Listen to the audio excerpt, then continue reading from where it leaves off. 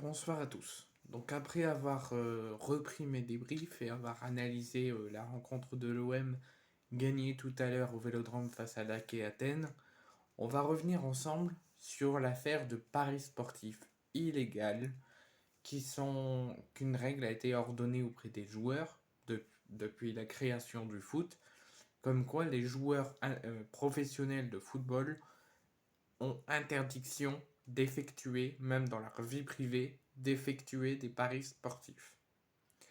Sandro Tonali en a effectué avec Nicolo Zaniolo et un autre. Les deux autres ont été sanctionnés, mais j'arrive pas à trouver la sanction qu'ils ont eue. Mais le principal accusé dans cette affaire, dont je vous en avais parlé la dernière fois en faisant une vidéo, c'est Sandro Tonali, le joueur international italien et le joueur anglais de Newcastle. La très lourde sanction est tombée pour Sandro Tonali, qui pourrait être élargie et étendue si l'UEFA ordonne une plus longue sanction. Sandro Tonali a été impliqué dans une affaire de paris sportifs. Le milieu italien de Newcastle a été lourdement sanctionné par la fédération transalpine, donc par la fédération italienne, la fédération transalpine. La fédération transalpine l'a suspendu l'a rendu coupable d'être impliqué dans une affaire de paris sportifs, donc d'avoir effectué des paris sportifs. Il est suspendu 10 mois. Donc encore 2 ans et ça fera 1 an de suspension. Mais il est suspendu 10 mois, donc fin de saison pour lui dans l'année 2023. Et voire même peut-être fin de saison tout court, parce que je pense que s'il est que suspendu 10 mois, il reviendra qu'en fin de saison. Donc c'est quasiment une fin de saison pour lui. Suspendu 10 mois, mais Tonali pourrait être sanctionné plus sévèrement, et encore plus que 10 mois, si l'UEFA décide d'étendre sa sanction à l'international. Parce que pour l'instant, la fédération transalpine l'a suspendu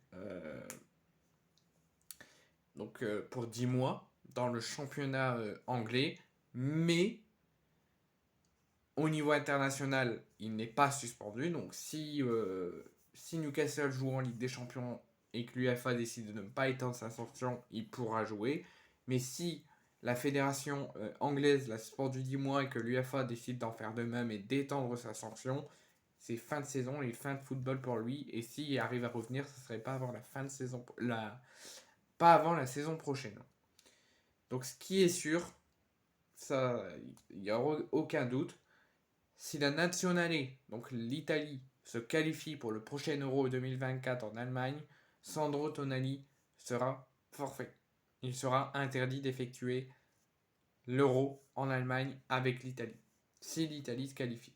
Donc on va refaire un point sur cette affaire, sur ce qui en est dans cette affaire.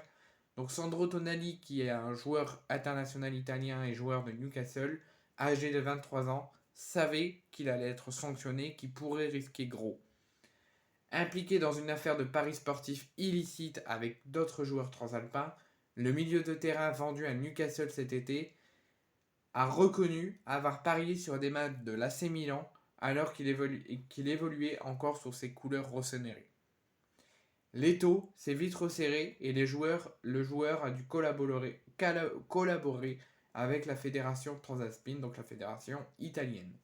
Et si les dernières tendances évoquaient d'une très lourde sanction, ça a été confirmé parce que Tonali a écopé d'une sanction et d'une suspension de 10 mois à laquelle s'ajoutent 8 peines alternatives, le respect d'un traitement anti-ludopathie et la disponibilité pour 16 réunions en présentiel organisées par la Fédération italienne de football, et cet accord entre Tonali et le parquet fédéral a été annoncé par le président de la FIGC. Ce qui est sûr, peu importe si l'UEFA décide d'étendre ou ne pas étendre sa sanction, il ne disputera pas, si l'Italie se qualifie, il ne disputera pas l'Euro 2024 en Allemagne avec l'Italie. Il convient d'ajouter que cet accord doit maintenant être approuvé par le parquet général des sports du CONI, donc le comité olympique italien, avant d'être transmis à l'UEFA pour l'extension internationale de la mesure, ce qui l'empêchera de jouer avec Newcastle et qui officialisera donc la fin de saison du joueur. En effet, il risque très probablement une fin de saison si cette sanction est confirmée par le comité olympique italien, parce que là il est suspendu mais il peut encore jouer tant que le comité n'officialise pas sa sanction, et s'il le fait, ça sera une fin de saison officielle pour lui. Et en plus d'être privé des matchs avec les Magpies, il sera également sûr et certain de rater l'Euro 2024 si l'Italie parvient à se qualifier. Je vais vous lire le communiqué des médias italiens euh, confirmé par un célèbre journaliste italien, Gravina.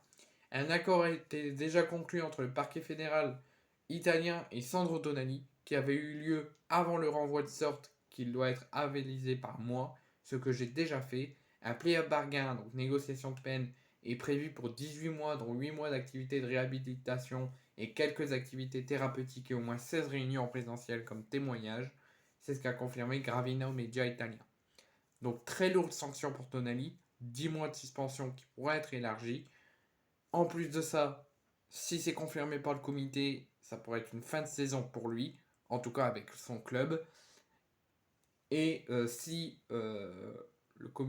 l'UFA décide de d'étendre, ça sera une totale fin de saison pour lui, parce qu'il ne pourra ni jouer en championnat avec Newcastle, et ni jouer les coupes européennes avec Newcastle, il pourra ni jouer les coupes européennes avec son pays.